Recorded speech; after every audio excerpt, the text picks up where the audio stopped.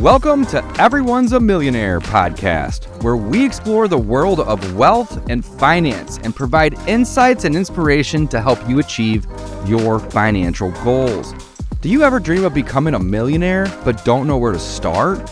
Or perhaps you're already on your way to accumulating significant wealth but want to learn more about the strategies and habits of other successful millionaires. In this podcast, we'll bring you interviews with successful entrepreneurs, investors, and financial experts, as well as research-based insights and practical tips to help you build and grow your wealth.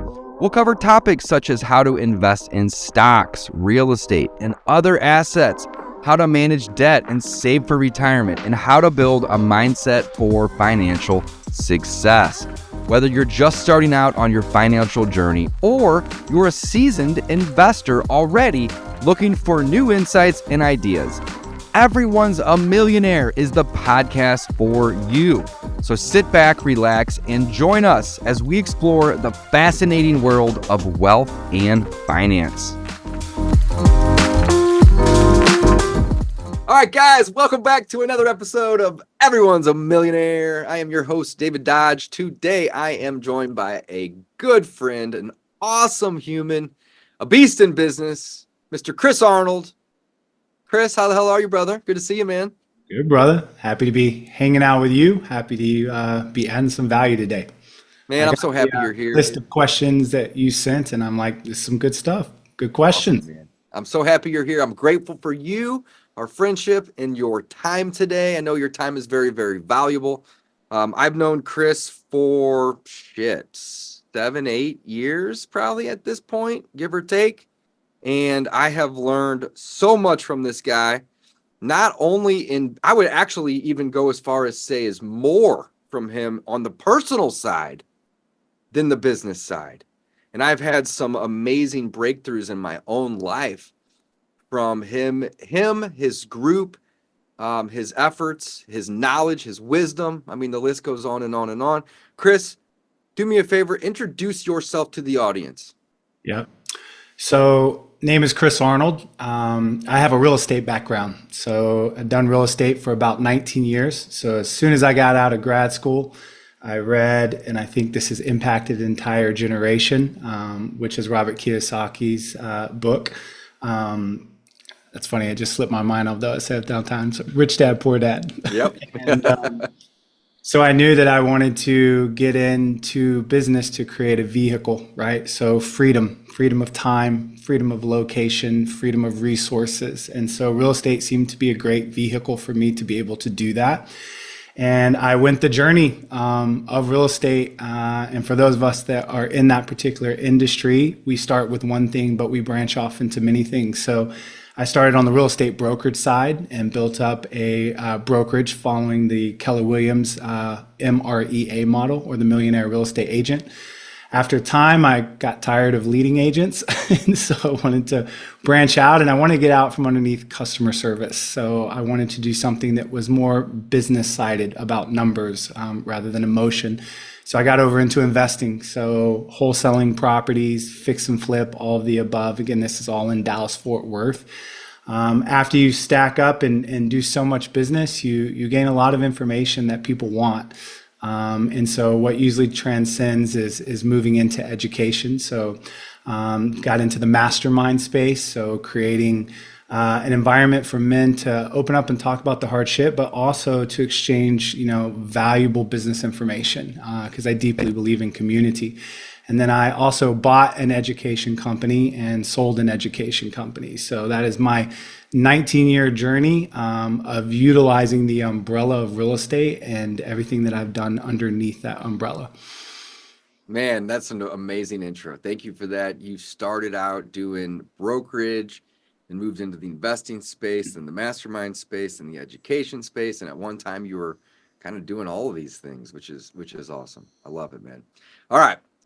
Question number one outside of the intro here is, what did you do? What was your main strategies that you had used to achieve a net worth of $1 million or more? Yeah. So my predominant strategy, and again, those that are listening, as I'm talking, I'm going to come from a place of the guy who also not only made it, but lost it all. And in process of rebuilding what I lost. So some of the things I'm going to share with you are thinking that I had at the time, but also I feel like the value today is to share as I look back in reflection, how some of my methodologies and philosophies I would have done differently. So there's going to be a lot of value around that. So my predominant focus was to build wealth through businesses, and to build wealth through cash flow. So throughout my time, there were points where I was running about 3 companies at a time. And my mindset at the time was just to continue to increase cash flow. Take whatever capital that I was making and double down into the businesses and continue to grow them and get basically to a certain point of cash flow in 7 figures. And then at that point to really begin to think, okay, once the cash flow is at that level, then I'll reinvest it into particular types of investments that I'm interested in. So it was all about business and cash flow. The challenge that I ran into that was I created a win-then trap. So when I get to this particular financial level and I have all my businesses where they want, not just from a cash flow standpoint, but it was also like getting, kind of out of the operational box and more into the owner's box. So I think a lot listening really get caught up in that dream, right? Getting to that place to be freed from that. But the challenge I had was running on that win-then trap.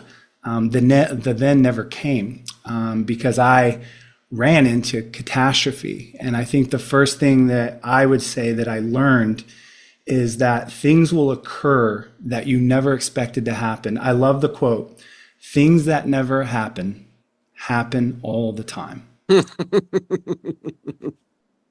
And for me, in a nutshell, the most extreme thing happened that I never in my wildest dreams could have perceived.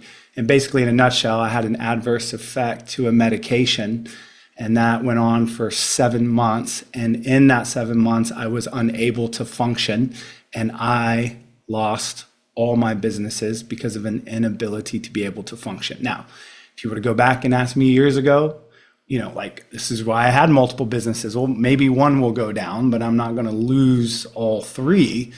But I never perceived that basically if I went down, I could lose all 3. So the focus was on protecting myself from the businesses and having a variety, but it went the other way. I went down. Man, Moore's Law, right? What was that quote again? Say that quote again for me. Things that never happen all the time. Things that you can never perceive to happen or think will happen. Like COVID. But stuff like that, even though I knew things continue to happen like that, they just show up in different forms. So, man, it happens all the time. Dude, thank you for sharing that. Next question here. What was your biggest financial mistake or setback, and how did you recover from it? And I love this question because we can all learn so much from mistakes and setbacks. Yeah. So I'll elaborate kind of on the setback that we already started on. If I could go back and do something differently, I would have began with a wealth building strategy from the beginning rather than just a cash flow building strategy. I wish I would have done that because the thinking I had, and again, it doesn't happen to everyone. Some people have this thinking and they build up cash flow and they invest and, it's a beautiful story. But in my particular or that construct, it didn't work out for me. And so as I look back, a couple things I would have wished I would have begun building wealth from the very beginning, whether that, is investing in single family properties or self-storage, or buying notes, whatever that were to look at. If day one I went in with a mindset, that would have created a substantial difference in where I ended up when I lost everything, because I wouldn't have lost the assets themselves, but I lost the assets of my business, which were dependent on my ability to function. Even stocks and bonds and other, it doesn't have to be real estate, real right? estate, but that's my mindset. I come from a real estate background, but it could have been anything. You're absolutely right. That was just kind of my genius zone. And then the second thing, and I've learned this a lot, and David, we've talked a lot about it, is I wish at that time, I would have answered the question, how much is enough? And again, that's a difficult question to answer. And I will say one thing about that. The challenge of why we can't answer the question enough is because we don't feel like we're enough as entrepreneurs. We're in a performance trap of achieving to feel better about ourselves. So again, out of my control because I wasn't aware of that unconscious thing driving me at the level that it did.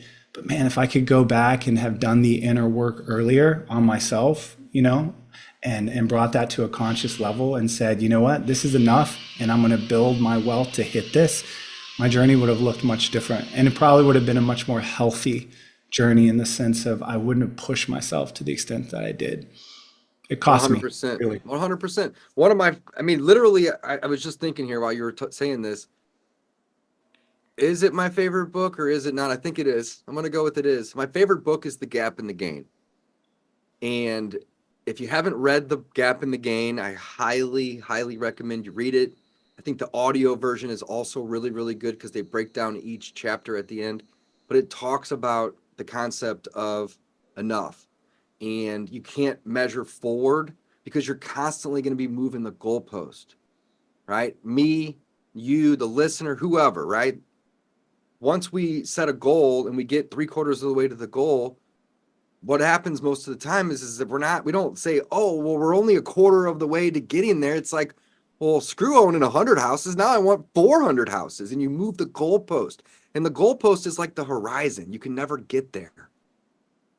Right? So I love that book. I think it goes in line with what you're saying here. Great lesson here, Chris. Thank you for sharing. If you guys haven't listened to or read The Gap and the Gain, it's by far my favorite book. I love it.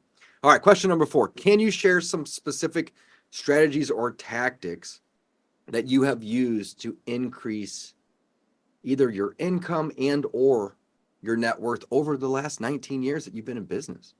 Yeah, so where I began to put my focus because I was cash flow heavy, I didn't want to leave that cash just sitting in my bank account.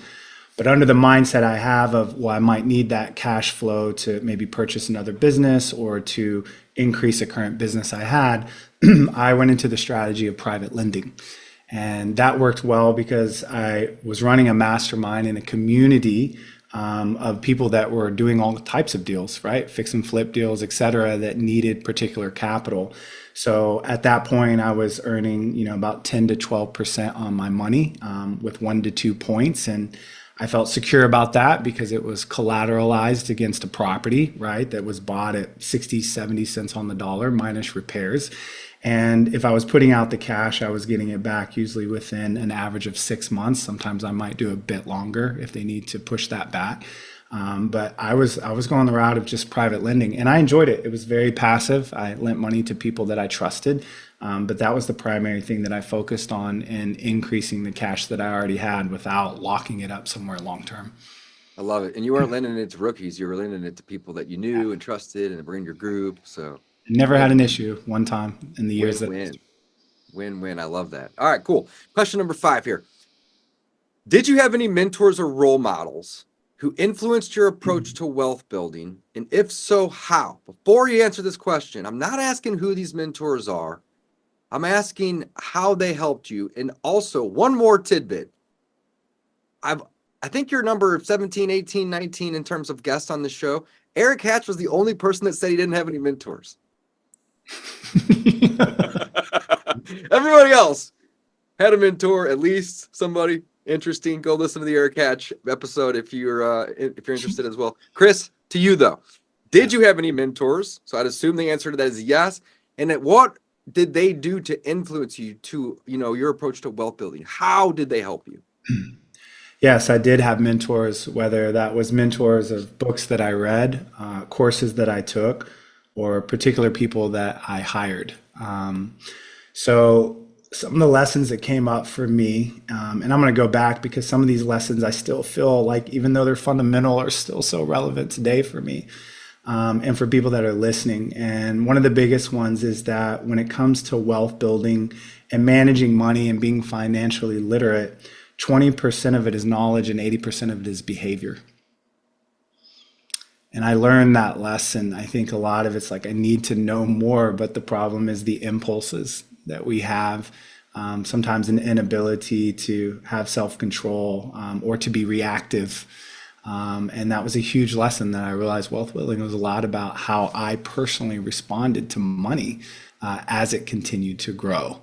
You know, what I continue to increase my lifestyle every time my financial status increased as well. And it's been interesting over the years to observe myself in regards to money. So that would definitely be one of the biggest lessons I've learned and still maintain. Man, great answer. Great answer. In fact, I knew the answer to this question kind of from you in a way. And the reason I say that is because I don't think I've ever met somebody that has had as many coaches and mentors as you. Ever since I met you, literally you've had 3 or 4 or 5 at any given time. And I've been so impressed at your ability to just go right to the source and learn from the person that you're wanting to be more like and speed up that transition. What is the main reason that anybody would want to have a coach or a mentor? And it's, there's lots of reasons, but the main reason is speed, right? And again, I'm just so impressed with you there, Chris. So just wanted to build on that question there. Thank you for answering that. All right, number 6. How do you, or did you, look at it either way, balance risk and reward when you're making your investment decisions? Yeah. I've watched a lot of people and definitely studied on this particular conversation. And I think one of the greatest, if you've ever read his material, is his book, is Sir Richard Branson. So, he talks so much about any decision that you make, minimizing and mitigating the risk as much as possible. And so I think from him and my experience of that, when I looked at particular deals or things I invested in, it was like, okay, how can I get a return, but not so much focus on the upside, but put equal time and thought into the potential downside, which I think is what I perceive as I've watched people lose money, is that they don't put as much thought into the what ifs. We're getting back into the same thing. Things that never happen all the time. And so that's probably the biggest thing that I've learned is the time and attention and due diligence that's put on that. And even knowing that, and part of my story, I took a pretty significant risk with the company that I bought, more so than I normally would have. And taking that risk, there were some things that came out that really cost me. And I learned that lesson hard again. Man, I love it. I love it. Great answer. All right. This might be my favorite question here. Number 7 here. Looking back, what advice would you give your younger self about either managing money and or building wealth? So this is a question that Chris is going to answer to Chris. Yeah. Couple things that come up for me. I can go back and remember my frustration that I felt failed by our educational system, failed by my family, and also failed by the church world that I grew up in to teach financial literacy. I remember when I started in business, like the first year I spent more than I made. And I remember I made over $100,000 as just like a real estate agent. I made a lot of money for being 25, 26 years old. And so if I were to go back, one of the things I would have told my younger self is to prioritize that particular topic. Because when I look at people and they send out books, let's just say all of our friends, most of the books that come out are like the next marketing idea book, right? Like everyone's reading particular authors around that, particularly right now. Lots of business books, things on technology, but occasionally a book will go around on finance, right? Like The Psychology of Money, I think was one. Great book. It was a great book. Great book. So if I were to go back to my younger self, I would have prioritized the education of that. So I prioritized the growing of the business and prioritized the cash building, but I didn't prioritize the wealth building study. And that's something I would have told myself to go back and to understand the importance of that at an earlier age and to catch up from the lack of training that I experienced just particularly within the family church structure and educational structure I grew up in. It's the second time you said that. Prioritize wealth building. Guys listening and watching, take notes. Great answer, Chris. All right, we only got 2 more questions, my man. We're wrapping up. Number 8, any additional advice that you would give the audience, right? This show is all hosted by millionaires, for those typically that are not, that are on their journey to creating a net worth in excess of 1 million. So most of the people listening, in fact, 16 out of 17 are on the journey. Chris, what advice would you give these individuals to be able to get there quicker, more efficiently, more effectively, so on and so forth? I'm going to answer your question, but I'm going to answer a little bit differently what comes up for me right now. Please. The question or the thing that I would tell anyone listening, if I were going to, based on my journey and my story and my experience, to go back and to really be able to answer the question, why? Why do you want to get to the levels of money that you do? Why are you pushing yourself to achieve to a certain level? So my deal is not being cautious about people getting there. My concern is about helping people listening to get there safely. Because if we are functioning, and I believe that the core trauma that exists in all of us, a core sentence or belief that's driving us as high achievers, the root of it is some form of a belief system that we picked up in childhood that I'm not enough. And mine was I'm inadequate. And so that sense of inadequacy drove me to get to where I needed to or wanted to at an unhealthy pace and speed, because I was operating out of a low vibrational frequency of fear and shame and guilt and inadequacy. And David, we've talked about this. If it's driven from inadequacy and we get there, we don't feel adequate of having it. So we sabotage it and we create a roller coaster ride. And it's a rinse repeat. We just keep living out our trauma throughout our life. This is why the behaviors happen. If someone's listening, to answer your question, to get there, faster, more efficiently, sometimes necessarily faster is not better. Efficiently, I agree with, but I might define efficiently in the sense of more around safety and getting and arriving there in a healthy way. But I really believe that if you're operating from a higher vibrational frequency of love and gratitude and peace, and you're waking up every day doing what you do because you love it, not because you need to prove to yourself, to your family, to your friends, from people you don't even like, that you're enough, it is a completely different wealth building journey. So if I were to go back and tell you everything that I learned and what cost me everything, it was an unconscious understanding that my entire behavioral system was being driven by a sense of inadequacy. And it cost me. And when we operate from inadequacy, we will sacrifice our families, our health, our well-being, our sleep, all of it. And that just leads to more problems, because then we numb, suppress, and self-medicate to deal with all the fucking problems that are coming up within us because we're not taking care of ourselves. And then everything implodes. What did it cost you? To me, it cost me my marriage. It cost me my finances in the sense of everything that I built. For those that know my story, and you do as Dave, it actually cost me my sanity. I literally, because having anxiety attacks, took a prescription drug, had an adverse effect, and ended up hospitalized and basically in a temporary, I say temporary, 7 months, but it was temporary state of insanity, literally lost. So what did it cost me? It cost me fucking everything. Yeah. Now I'm grateful for it. It was an absolute gift. Best gift I ever could have got. It was an expedited dark night of the soul. I appreciate what I learned.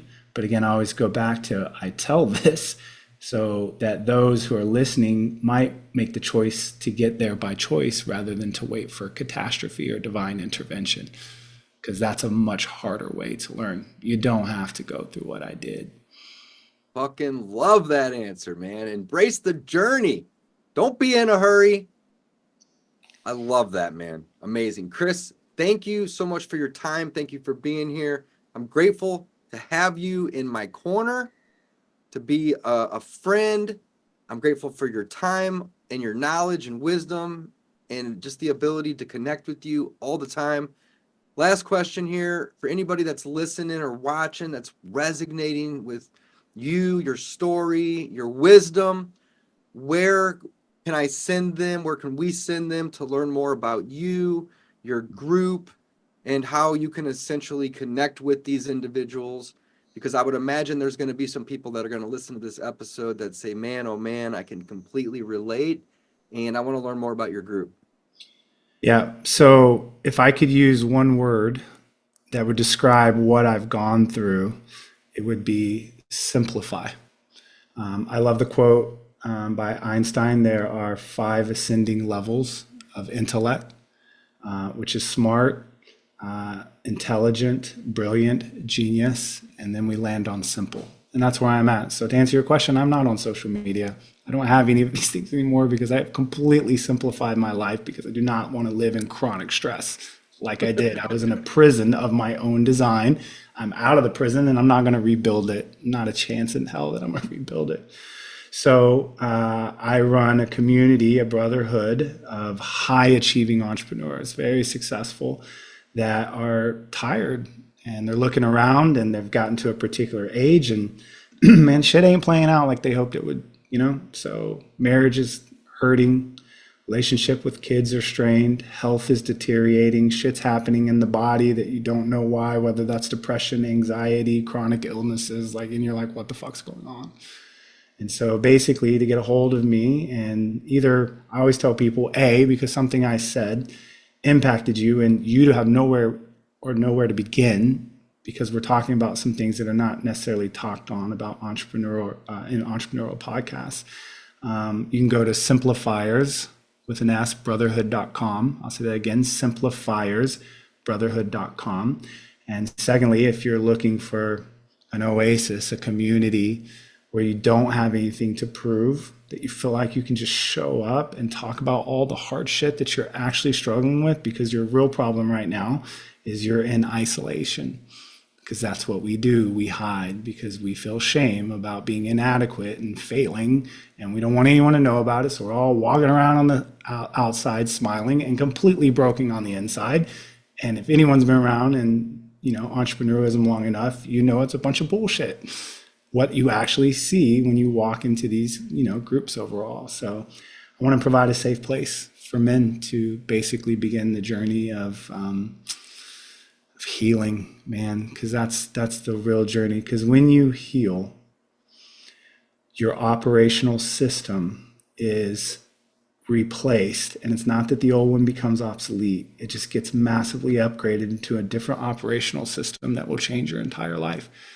How you make decisions, the pace at which you live your life, why you do what you do, how you function every day. I cannot preface enough how much going in and healing that inner man inside changes everything in your life. That's the real beauty of all that. The money's great.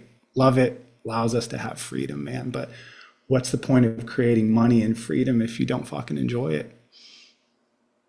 100%. Simplifiersbrotherhood.com. Is that correct? That's it. Simplifiersbrotherhood.com. Check it out, guys. One little parting message.